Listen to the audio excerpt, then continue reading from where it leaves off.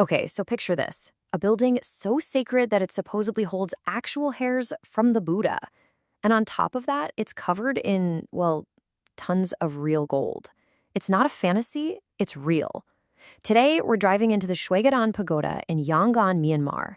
This place is just as rich in history as it is in treasure, and you're not going to believe some of these stories.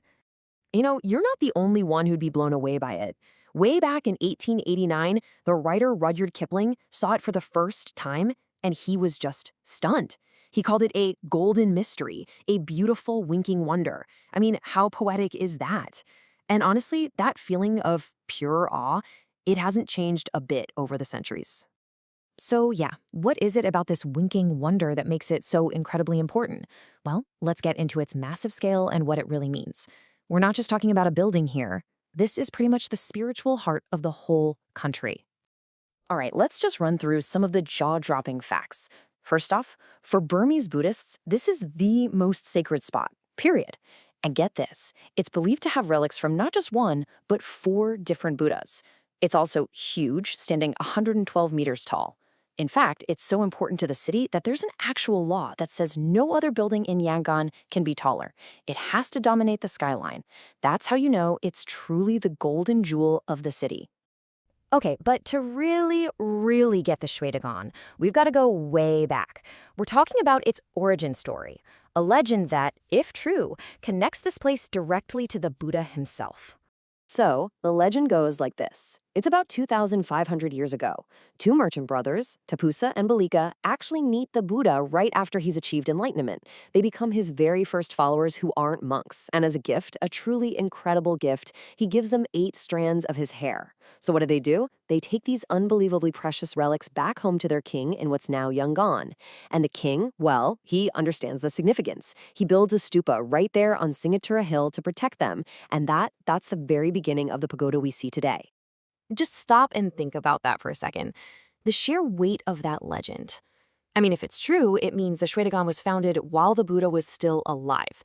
That would make it the oldest Buddhist stupa in the entire world. Can you imagine? A direct physical link all the way back to the very beginning of the faith. Okay, so we have this incredibly sacred foundation. Now, let's talk about the building itself. Because what sits on top of that foundation is, honestly, it's just mind-blowing. We are talking about a structure that is literally, and I mean literally, covered in gold and jewels. So here's a look at how it's all put together. You start down at the bottom with these big, wide terraces. Then your eye travels up to that main bell-shaped part. From there, it keeps going up through these different sections, the turban, the lotus petals, the banana butt, and it all culminates in this incredible umbrella crown right at the very top. And that crown, oh man, just how incredible is it? Well, buckle up. That umbrella part at the very top, it's covered with 5,448 diamonds. But wait, we're not done. Not even close. It also has 2,317 sparkling rubies. And then, the grand finale. The very top of the whole thing is capped with a single diamond, a 76-carat diamond. I mean, can you even picture that? It's an unimaginable treasure, just sitting up there, blazing in the sun. So you're probably wondering, okay, where did all this gold come from? Well, the whole tradition of covering it in gold seems to have started way back in the 15th century. There was this powerful queen, Shinsalpu, and in what is just an amazing act of faith, she donated her own body weight in gold to plate the stupa.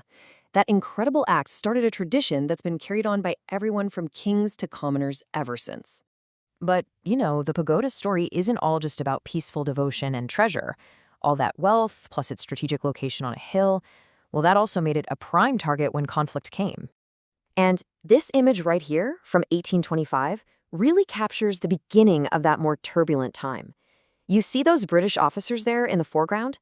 Their presence marks the start of a really long, really difficult chapter for this sacred place. For nearly 80 years, 77 to be exact, the British military actually occupied the pagoda. They seized it and turned this holy site, this center of peace, into a military fortress. You can imagine how the Burmese people felt about that. It was seen as a massive, profound desecration. And of course, its treasures were looted. Take the story of its 2 great bells. Centuries apart, both were stolen. First, a Portuguese adventurer tried to steal the massive 300-ton Damazidi bell. He failed, it sank into the river, and it's still lost to this day. Then, in 1824, the British tried to take the 23-ton Singu Min bell, and believe it or not, it also fell into the river. But this time, the story ends differently. The Burmese people came together, and using this incredibly clever system of bamboo rafts, they floated the bell back to the surface and returned it to its home. What an amazing symbol of national pride and resilience, right? But not everything was recovered. The losses were real. This beautiful, serene Buddha statue, for example, was taken from the pagoda during the British occupation. Today, it sits in a museum in Auckland, New Zealand. It's just a stark, physical reminder of the priceless cultural heritage that was lost. So out of all this turmoil and colonial occupation, the pagoda's role started to shift. It became more than just a place of worship. It transformed into a powerful symbol of national identity and a stage for revolution. Just look at these two images side by side. They really tell the story. On the left, you see British soldiers finally taking their shoes off. That might seem small, but it was a huge symbolic victory for Burmese culture after years of disrespect. And on the right, monks marching during the 2007 Saffron Revolution. From colonial defiance to modern protests, the pagoda has always been the place where the nation finds its voice. And the list of key historical moments that happened here is just incredible. It goes all the way back to 1920 with student strikes against the British. In 1946, it's where General Aung San, the father of modern Myanmar, rallied the people for independence. Fast forward to 1988, and his daughter, Aung San Suu Kyi, gives a legendary speech to 500,000 people right here, kickstarting the democracy movement. And then, in 2007, it became the heart of the monk-led Saffron Revolution. It's always at the center of the action. And its importance hasn't faded one bit.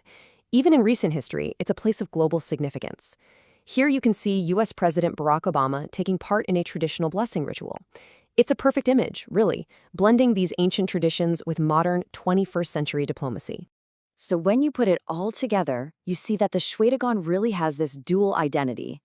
On one hand, it's this incredibly peaceful, sacred space for worship. But on the other, it's a political flashpoint. It's the stage where the very soul of the nation has been fought for, defined, and defended over and over again. For centuries, it's been a beacon of faith and a silent witness to so much history, which leaves us with a pretty big question, right? As Myanmar's story continues to unfold, you have to wonder, what will this golden heart of a nation witness next?